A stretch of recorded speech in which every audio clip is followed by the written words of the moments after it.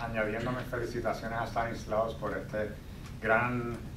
evento que es el bautizo del libro, y agradeciendo a Raúl por invitarme a escribir el prólogo del mismo. Eso fue como en diciembre y se fue retrasando todo y llegó enero y todavía no producí el prólogo, pero está bien porque tuve la oportunidad de conocer a Stanislaus en persona, cosa que no había hecho. Y entonces una vez lo conocí,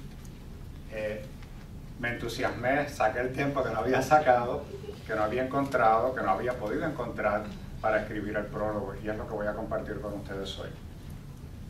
Es muy corto. Si es un misterio el por qué el ser humano narra, entonces es un doble misterio el que un individuo decida narrar por escrito,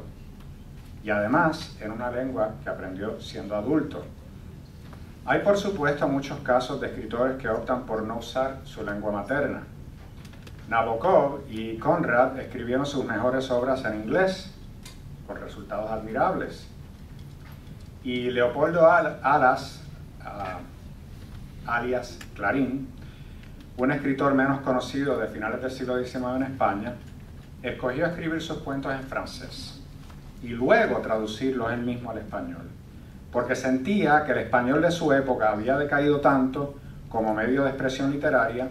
que el escribir en una lengua que no dominaba, en este caso el francés, le permitía escapar de la decadencia que sufría su propia lengua. El caso de Stanislaw Jarosek es diferente, pues si Nabokov, Conrad y Clarín escribieron para entrar en diálogo con las culturas hegemónicas de las cuales se sentían parte, Stanislaw escribe para entrar en diálogo con los hispanoparlantes de Chicago, una población triplemente marginal, por nuestra lengua, por no formar parte de los centros de cultura latina en Estados Unidos, como lo son la Florida, Nueva York o el suroeste, y por la pobreza económica y la invisibilidad política en que los latinos sobrevivimos en esta grande y fría ciudad. Entonces, esta posición en el margen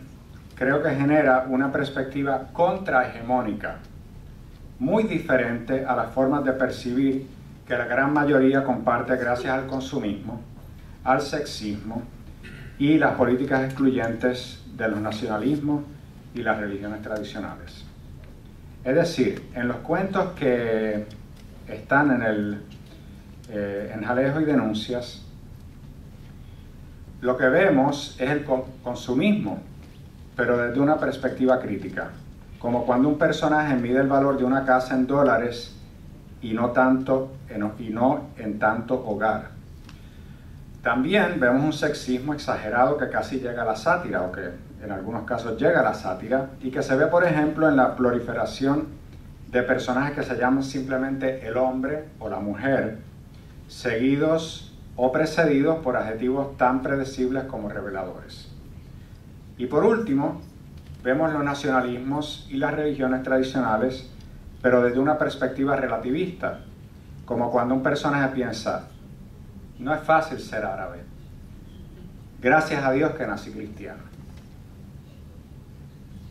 La forma que escogió Stanislaw Jarosek para presentar esta perspectiva marginal recuerda a los cuentos de Juan Rulfo y Elenia Poniatowska, como ha mencionado Raúl. Oraciones cortas, lenguaje coloquial y diálogos escuetos a través de los cuales se perfilan personajes ordinarios en la más variada cotidianidad. Podríamos pensar, quizás, ¿verdad?, que como polaco, Stanislaw Jarosek comparte con estos personajes y con otros latinoamericanos y polacos una experiencia de marginalidad colectiva en lo histórico y en lo cultural. Es decir, tanto Polonia como América Latina han sufrido sucesivas invasiones y colonialismos. Ambas culturas vivieron un romanticismo tardío que excedió sus modelos franceses y alemanes. Ambas regiones han tenido en la Iglesia Católica su institución más duradera, a veces para bien, otras veces no tanto. Y ambas culturas se han encontrado aquí en Chicago, como no podrían haberlo hecho en ninguna otra parte del mundo, un lugar donde un polaco que se apunta en unas clases de inglés para adultos ve en la experiencia de sus compañeros mexicanos tanto en común con su propia experiencia, que acaba aprendiendo no solo el inglés requerido para la vida pública, sino el español con el que recoge y nos regala historias privadas en un tono melodramático adecuado a las crisis personales y sociales que retrata.